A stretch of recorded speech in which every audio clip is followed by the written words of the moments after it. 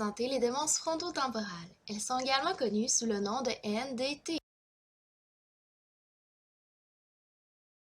Les démences frontotemporales sont considérées comme étant une pathologie hétérogène, c'est-à-dire qu'elles regroupent plusieurs maladies neurodégénératives qui touchent principalement les lobes frontal et temporal. Ces démences causent typiquement chez une personne atteinte des troubles de comportement, un changement progressif de la personnalité et peut aussi causer dans certains cas des troubles locomoteurs.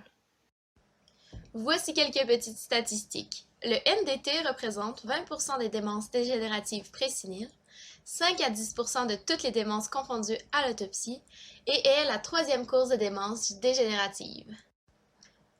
Qui en est atteint? Voici l'épidémiologie. Les femmes sont autant touchées que les hommes.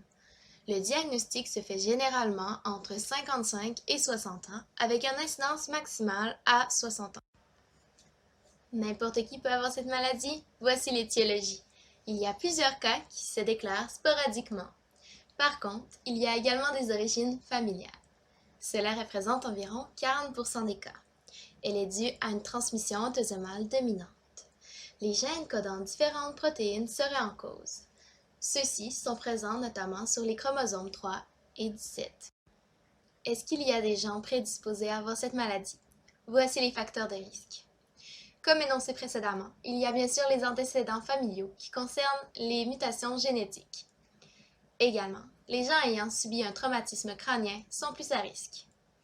Il y a une autre étude qui mentionne les maladies thyroïdes comme étant un facteur de risque, mais prendre note que cela n'est pas encore prouvé. Comme énoncé précédemment, les démences frontotemporales se divisent en plusieurs sous-types de maladies. Les scientifiques argumentent encore aujourd'hui pour tenter de déterminer combien il y a de sous-types. Nous avons donc décidé de vous présenter les 3 sous-types principaux sur lesquels un certain consensus scientifique a été atteint. Les 3 sous-catégories sont la démence frontotemporale variante comportementale, l'aphasie progressive primaire variante sémantique et l'aphasie progressive primaire non fluente. Les 2 dernières proviennent de la branche de l'aphasie progressive primaire. Les différents sous-types se distinguent les uns des autres par leur présentation clinique, les déficits cognitifs qui leur sont associés et les régions affectées du cerveau. Il est important de noter que les symptômes des démences frontotemporales reflètent les changements pathologiques du cerveau plutôt que les sous-types précis, c'est-à-dire que le degré d'atteinte du lobe frontal versus le lobe temporal peut expliquer une certaine variabilité des symptômes d'une personne à l'autre. Le premier sous-type présenté est la démence frontotemporale variante comportementale. Cette démence est la plus fréquente des démences frontotemporales et est caractérisée par des changements de personnalité, des comportements anormaux, un pauvre niveau d'autocritique ainsi qu'un déficit de la fonction exécutive, ce qui a souvent un impact négatif sur le patient et sur ses proches. Mais quelles sont les régions atteintes du cerveau pour ce sous-type? Pour ce sous-type, ce sont principalement les lobes frontales et la région antérieure des lobes temporales qui sont touchés par une atrophie progressive. Plus précisément, le lobe frontal est touché au niveau de sa région antérieure qui est le cortex préfrontal. Chacune des 3 régions du cortex préfrontal peut être touchée par l'atrophie progressive et amènera une symptomatologie qui lui est propre. L'atteinte du cortex orbitofrontal cause les symptômes les plus communs qui sont principalement la désinhibition, le pauvre contrôle des pulsions, les comportements antisociaux et les comportements stéréotypés comme vouloir manger toujours la même chose à la même heure. L'atteinte du cortex frontal médial et singulaire antérieur est principalement liée à l'apathie, à l'hyperoralité, c'est-à-dire de vouloir porter toutes sortes d'objets à sa bouche, au mutisme, à l'écholalie et à la persévération, qui est la répétition incontrôlable d'une réponse particulière qui peut être une expression verbale ou un geste. En ce qui concerne l'atteinte au niveau du cortex dorsolatéral, elle sera de plus en plus présente à mesure que la maladie progressera et provoquera des déficits de planification, d'organisation et d'autres déficits de la fonction exécutive. Sans compter qu'il faut aussi porter son attention sur l'hémisphère atteint, puisque celui-ci fait aussi varier la symptomatologie. En effet, les patients ayant une atteinte du lobe frontal gauche souffrent davantage de difficultés langagières précoces, mais ont un comportement normal, alors que les patients ayant une atteinte du lobe frontal droit ont un discours normal, mais ont plus fréquemment des troubles de comportement.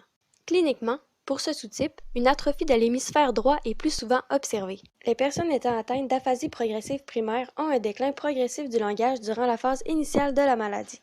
Le déclin langagier doit être le symptôme principal durant les 2 premières années pour être identifié comme étant de l'aphasie progressive primaire. Durant ces années, la personne doit avoir une absence d'apathie, ne doit pas avoir d'oubli d'événements récents, de troubles visuo-spatiaux, de déficit de la reconnaissance visuelle ainsi que des troubles sensorimoteurs. En cas contraire, l'aphasie progressive primaire serait écartée comme diagnostic. Les déficits langagiers de ce sous-type incluent entre autres des difficultés à trouver les mots, à nommer les objets, à avoir une bonne syntaxe et à la compréhension de ces mots. Ils vont surtout être apparents lors de conversations. Il peut aussi y avoir une aphasie progressive. Les déficits langagiers représentent un déficit principal de la personne dans sa vie courante. La personne ne devrait pas présenter de troubles de comportement à la phase initiale de ce sous-type, mais elle peut en développer plus tard. Maintenant, nous allons parler des deux sous-types de l'aphasie progressive primaire. Nous allons commencer par l'aphasie progressive primaire non fluente. Premièrement, l'atteinte de ce sous-type est au niveau du cortex frontal inférieur, plus précisément à l'aire de Broca. Typiquement, le patient atteint va présenter un langage non fluent et laborieux en lien avec des erreurs grammaticales, des paraphasies phonétiques qui sont des perturbations de l'agencement des syllabes des mots, ainsi qu'une dysprosodie qui est un trouble du rythme du langage, c'est-à-dire que celui-ci devient plus lent. La personne conserve cependant une compréhension globale de la grammaire, ce qui exclut les phrases à construction trop complexes. La maladie va évoluer progressivement jusqu'à ce que la personne soit incapable de produire des mots. Elle aura aussi une augmentation de ses troubles de compréhension et dans certains cas des apparitions de troubles de comportement semblables à ceux de la démence frontotemporale variante comportementale. Par la suite, voici les caractéristiques du deuxième sous-type qui est l'aphasie progressive primaire variante sémantique. L'atteinte de ce sous-type est au niveau des régions temporales inférieures et moyennes. Cette atteinte est souvent bilatérale et asymétrique. La dégénérescence au niveau du lobe temporal cause une perte de la mémoire sémantique, ayant comme impact des déficits au niveau de la reconnaissance des personnes, des lieux et des objets, de la difficulté lors de la production de mots et de la difficulté à les comprendre. La maladie commence initialement par des déficits langagiers occasionnels pour trouver les mots, puis à mesure que la maladie progresse, les personnes éprouvent de la difficulté à comprendre les mots, plusieurs mots sont souvent inutilisés et disparaissent du vocabulaire. Cela finit par causer des difficultés de communication car le vocabulaire s'est beaucoup appauvri.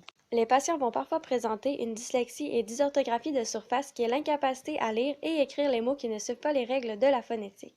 Exemple, le mot anglais gnat est lu gunat et ils ne comprennent pas la signification du mot qui est un insecte. Encore aujourd'hui, la neuropathologie reste complexe. Encore beaucoup de recherches restent à faire pour la préciser. Les démences frontotemporales sont caractérisées par une gliose, qui est la prolifération des cellules gliales lorsqu'il y a une atteinte du système nerveux central. Il peut aussi y avoir une perte neuronale et des changements microvasculaires, ce qui provoque une atrophie des lobes touchés.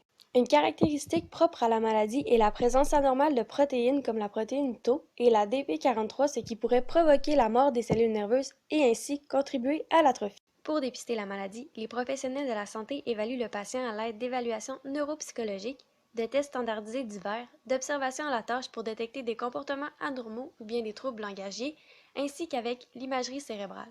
On peut utiliser le TEP, qui est la tomographie par émission de position, qui permet de détecter les zones faisant de l'hypoperfusion ou bien de l'hypométabolisme, ou bien nous pouvons aussi utiliser l'IRM, qui est l'imagerie par résonance magnétique qui permet de détecter les zones atrophiées. Existe-t-il des traitements pour les démences frontotemporales? Malheureusement non. Il n'y a actuellement aucun traitement permettant de guérir ou même de retarder l'évolution des démences frontotemporales. Malgré qu'il n'y ait pas de traitement à proprement parler, certains médicaments permettent de réduire les symptômes. En effet, le trazodone, qui est un sédatif, un anxiolytique et un antidépresseur, permet de réduire l'hyperactivité motrice, les troubles de l'appétit et les troubles de l'humeur. L'inhibiteur de la recapture de la sérotonine, quant à lui, est un médicament qui agit principalement sur l'humeur et son mécanisme d'action est de ralentir la recapture de la sérotonine dans le cerveau, comme son nom l'indique. Qu'en est-il des effets secondaires? Eh bien, ces médicaments ont des effets secondaires indésirables, les principaux étant l'hypotension, des diarrhées, des nausées et une augmentation de l'anxiété. Certains médicaments sont, quant à eux, à éviter. Ces médicaments sont les antipsychotiques et les anticholinesterasiques. En effet, les antipsychotiques ont pour effet de diminuer les psychoses et d'augmenter les interactions sociales, mais ont d'importants effets secondaires, comme des comportements s'apparentant au Parkinson, un syndrome extrapyramidal et de l'acathysie, qui est une envie irrépressible de bouger. Les anticholinesterasiques, quant à eux, n'ont tout simplement pratiquement aucun effet sur les symptômes des démences frontotemporales et augmentent parfois les troubles de comportement. Certaines approches en réadaptation sont également efficaces. En effet, l'orthophonie et l'ergothérapie peuvent aider. L'orthophonie est efficace pour aider ces derniers, notamment en ralentissant l'évolution de l'aphasie et, par le fait même, la gravité et la fréquence des manifestations des troubles de comportement, car ils conservent leur capacité de se faire comprendre et de s'expliquer. L'ergothérapie, quant à elle, peut intervenir à la fois avec la famille et le client. En effet, son rôle peut être d'évaluer l'autonomie dans les tâches domestiques chez les personnes atteintes de démence, afin de déterminer s'ils sont aptes pour un retour à la maison. Si c'est le cas, il pourrait y avoir un besoin d'adapter l'environnement afin de maximiser leur autonomie. Lorsque les démences sont très avancées, l'ergothérapeute peut aussi intervenir dans le but de maximiser le confort et le bien-être du client au fur et à mesure que les démences évoluent. Finalement, l'ergothérapeute peut également aider la famille avec de l'enseignement pour diminuer le fardeau que représentent les troubles reliés à l'hygiène et à l'habillage que les personnes atteintes de démence frontotemporale démontrent généralement, s'ils vivent avec les membres de leur famille. En conclusion, beaucoup de recherches restent encore à faire pour clarifier certains aspects de la maladie et permettre un diagnostic plus rapide. En effet, les DFT sont encore souvent confondus avec certaines maladies mentales et l'Alzheimer.